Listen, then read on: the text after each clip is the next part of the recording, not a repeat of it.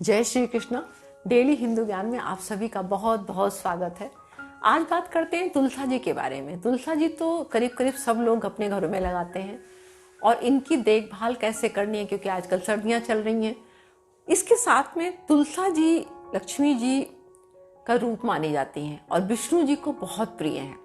विष्णु जी, ठाकुर जी को, इनको सबको बहुत प्रिय है। इनका बिना तुलसा के तो इनका भोग कभी भी हम लोग अगर लगाएंगे भी तो स्वीकार नहीं करते हैं।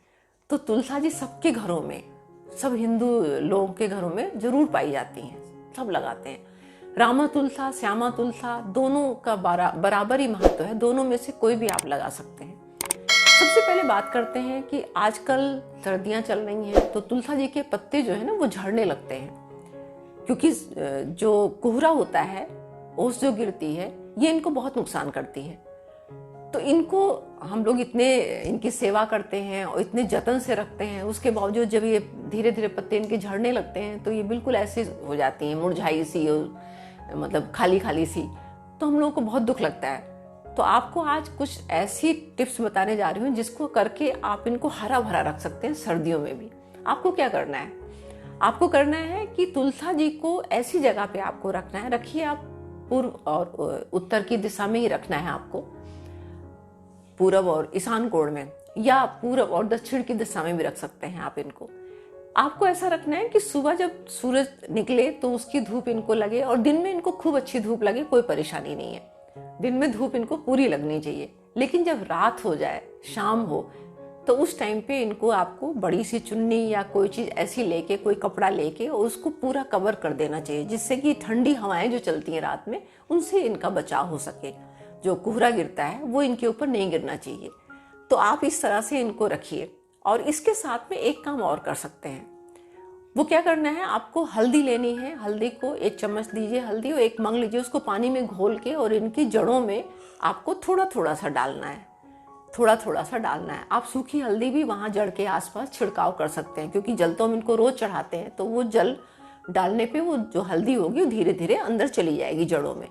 तो जो बैक्टीरिया होती है जिससे इनकी जड़ें सड़ने लगती हैं, खराब होने लगती हैं, वो उस चीज से बच जाएंगी तुलसी जी। और सर्दी में भी आपकी तुलसी जी बिल्कुल हरी भरी रहेंगी। तो ये उपाय आप कर सकते हैं। रात को आपको तुलसी जी को ढक के रखना है, दिन में इनको खूब अच्छी तरह से धूप लगाना है।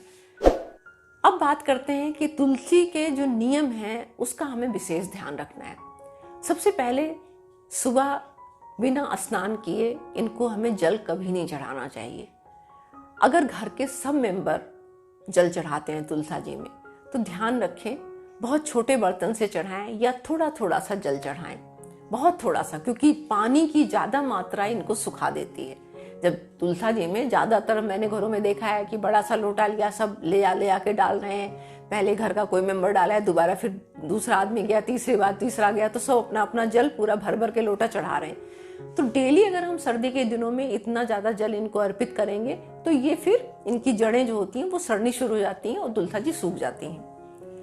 तो इस बात का आपको ध्यान रखना है। जल अगर चढ़ाना है चढ़ाइए, थोड़ा थोड़ा सा जल, चाहे कोई छोटा सा बर्तन लीजिए, उसमें आप चढ़ा सकते हैं। घर के हर मेंबर चढ़ा सकते हैं, कोई परेशानी वाली बात नहीं।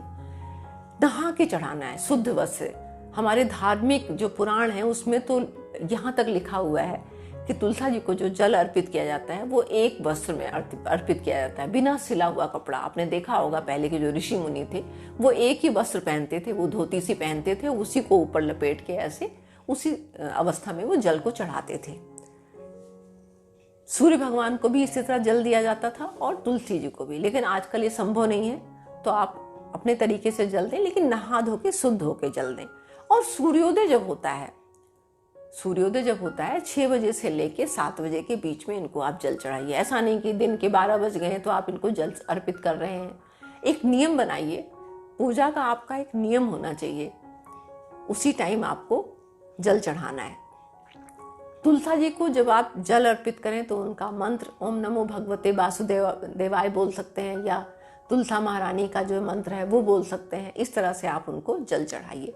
तुलसा जी की जो पत्तियां हैं इनको आपको कभी भी कैंची, चाकू, नाखून, इस तरह से नाखून से ऐसे करके लोग तोड़ते हैं, वो उस तरह से आपको नहीं तोड़ना है। कैंची से इनकी पत्तियों को नहीं काटना, चाकू से, तेज धार वाले चाकू से नहीं काटना है।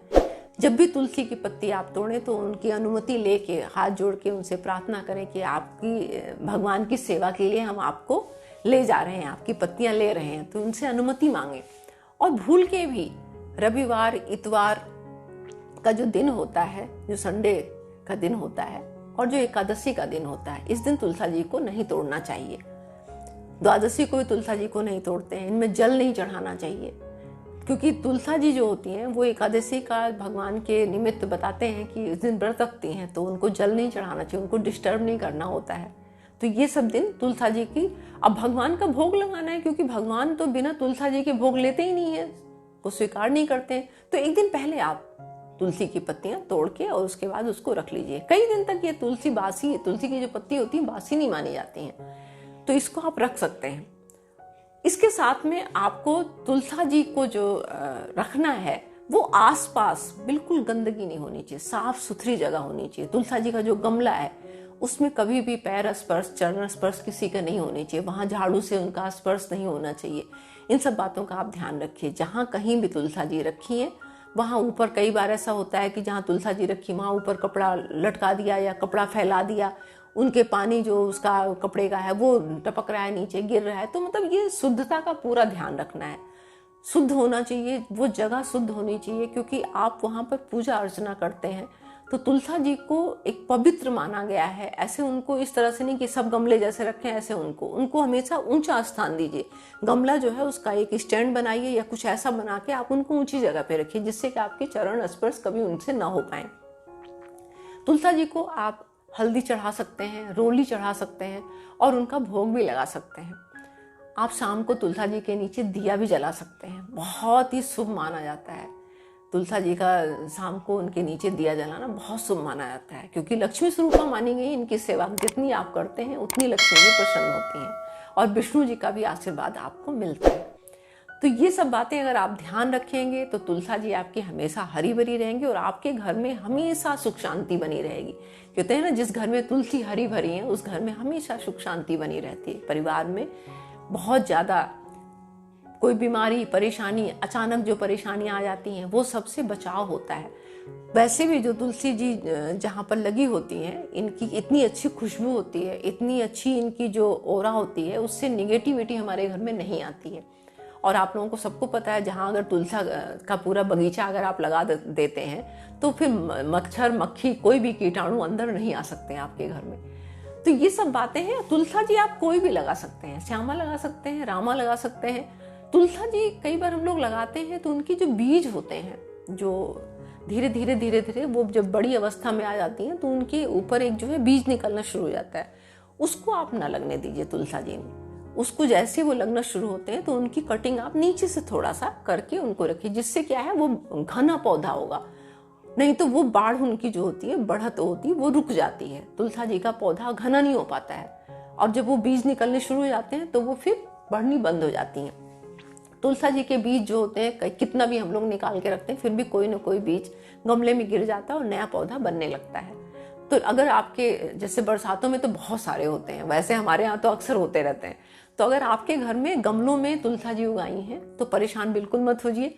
आप उनको थोड़ा बड़ा होने दीजिए और जब बड़े हो जाए वो तुलसी का पौधा थोड़ा सा इतना बड़ा हो जाए, 5 इंच 8 इंच का जब हो जाता है, तो आप छोटा सा गमला लीजिए, उसमें उनको रोपित करिए और आप मंदिर में दे सकते हैं, दान कर सकते हैं। तुलसा जी का पौधा जब आप लगाएं तो वीरवार को लगाना है या शुक्रवार को लगाना है। ये 2 दिन बहुत शुभ माना जाता है तुलसा जी को लगाने के लिए। कार्तिक का तो पूरा महीना तुलसा जी की पूजा होती है और विष्णु भगवान की पूजा होती है, तो उसमें तो कभी भी लगा सकते हैं। लेकिन दिन जो है आप उसको 2 दिन आपको जरूर लगाना चाहिए, बृहस्पतिवार और शुक्रवार, क्योंकि ये लक्ष्मी जी का दिन माना जाता है। तो इस दिन तुलसा जी को आप जब भी लगाना चाहते हैं तो इसी दिन लगाइए। और आप किसी को भी दान भी दे सकते हैं। जिनके यहाँ तुलसा जी नहीं है तो आप अपने घर से उनको गमले में लगा के और अच्छी तरह से उनको दान करिए। तुलसा का दान बहुत बड़ा दान माना जाता है। कहते हैं अगर किसी ने तुलसा दान कर दी अपने जन्म में, अपने इस जीवन में पूरे, तो उसका इतना बड़ा दान होता है, अक्षय दान माना जाता है, जो कई जन्मों तक क्षय नहीं होता है, जिसका जो है पुण्य जो होता है वो समाप्त नहीं होता है। तो ये आप कर सकते हैं, इसमें कुछ नहीं करना है। आपके यहाँ जो पौधे छोटे छोटे उगे हैं उनका आप दान कर सकते हैं, नहीं तो मंदिर में आप दे आइए, मंदिर में दान कर दीजिए। तो ये नियम है तुलसा जी के। तुलसा जी में कभी भी जैसे गमलों में पानी देते हैं ना हम लोग, जो और पौधे होते हैं, तो गंदा पानी जो होता है या किसी तरह का कोई भी पानी, इस तरह से उनको जल मत चढ़ाइए आप।